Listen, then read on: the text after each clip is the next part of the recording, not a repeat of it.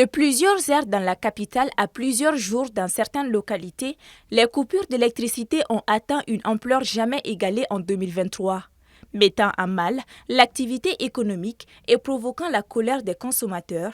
Ces délestages intempestifs sont devenus le lot quotidien des clients de la société Énergie du Mali, EDM. Plusieurs d'entre eux n'ont eu de cesse de se plaindre, notamment dans la capitale.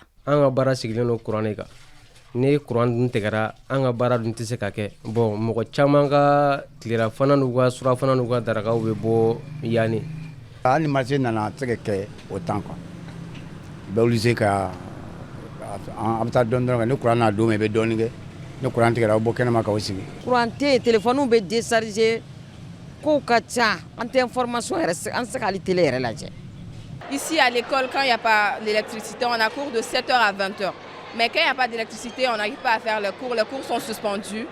Entre absence d'investissement et mauvaise gestion généralisée, le bout du tunnel semble encore loin. Au-delà de Bamako, à l'intérieur du pays, le calvaire est le même, voire pire pour les populations.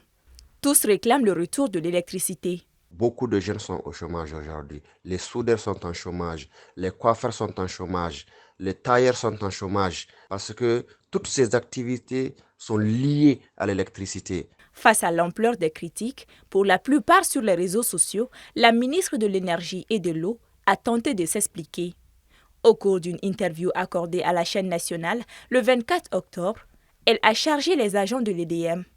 Surfacturation, vol de carburant, pénurie organisée et autres fraudes, les pratiques malsaines au sein de la société chargée de la production et de la distribution de l'électricité ont atteint un niveau inquiétant, selon elle.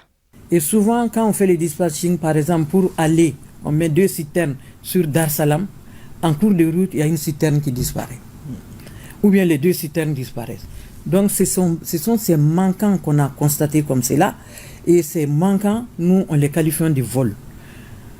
Et ces manquants, sur 4 jours seulement, nous avons constaté qu'il y a 59 citernes, c'est le chiffre exact, qui ont disparu entre Balingué et les différentes centrales du Bamako. Au cours de son interview, elle avait annoncé des améliorations dès le lendemain, c'est-à-dire le 25 octobre, mais ces améliorations se font encore attendre. Toutefois, des mesures ont été prises, telle la réduction drastique du nombre de fournisseurs passé de 800 à 4, des contrats de management de la qualité de carburant livrés pour accentuer les contrôles dans ce domaine est également prévu.